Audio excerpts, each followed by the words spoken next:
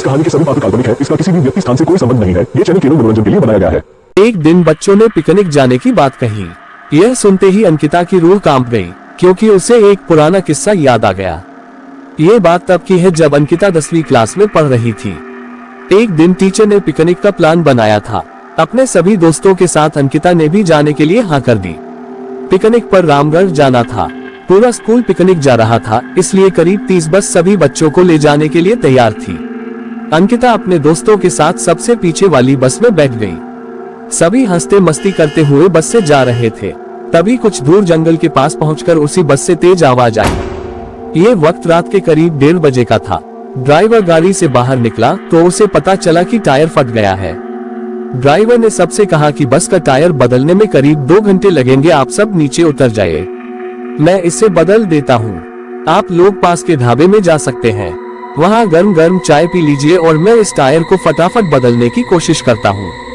Driver की बात सुनकर सभी बस से उतर गए और पैदल चलते हुए पास के ढाबे में पहुंचे। वहाँ एक बूढ़ा व्यक्ति चाय बना रहा था। इतनी रात को ढाबा खुला हुआ और किसी इंसान को चाय बनाते देख सबको हैरानी हुई। उस बूढ़े इंसान ने कहा, आप सब चाय पी लीजिए, यहाँ अक्सर लोगों की गाड़ी खराब हो जाती है, इसलिए मैं भी अपना ढाबा हरदम खुला रखता हूँ। आप जैसे राहगीरों को कुछ मदद हो जाती है। उनकी बात सुनकर सबने चाय का ऑर्डर दे दिया। उन्होंने कुछ ही देर में सबके लिए चाय बनाकर मेज पर रख दी।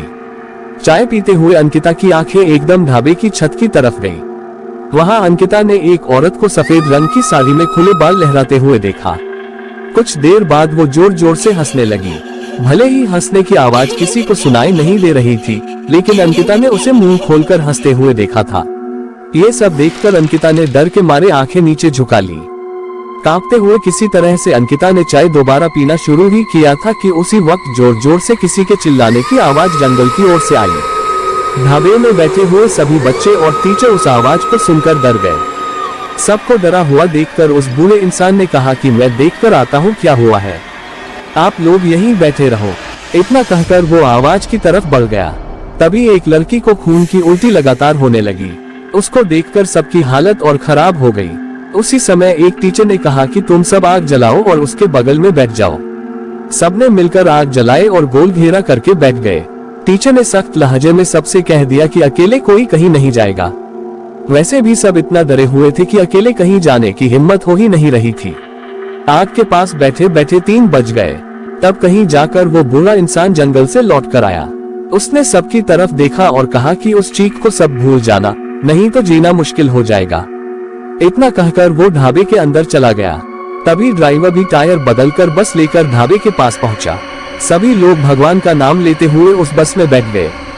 टीचर ने बस में बैठते ही सबको कहा कि कोई एक दूसरे से बात नहीं करेगा, सीधे सब सो जाओ। टीचर की बात मानकर सब चुपचाप बस में ही सो गए। उसके बाद पिकनिक स्पॉट पर पहुंचे और करीब 1 हफ्ते बाद घूमकर आ गए। पिकनिक में किसी ने दूसरे बस के बच्चों से उस रात के बारे में कुछ नहीं कहा, क्योंकि टीचर ने मना किया। लेकिन पिकनिक से लौटते ही सबने अपने दोस्तों और दूसरी क्लास वालों को इस भूतिया घटना के बारे में बताया। आज पिकनिक का नाम सुनते ही यही भूतिया ढाबे की कहानी अंकिता के मन में आ गई और बच्चों को पिकनिक भेजने से उसे डर लगने लगा। दोस्तों, अगर आपके पास भी कोई सच्ची कहानी हो तो हमें मेल करिए, हम आपकी कहानी अपने दर्शकों तक पहुंचाएंगे।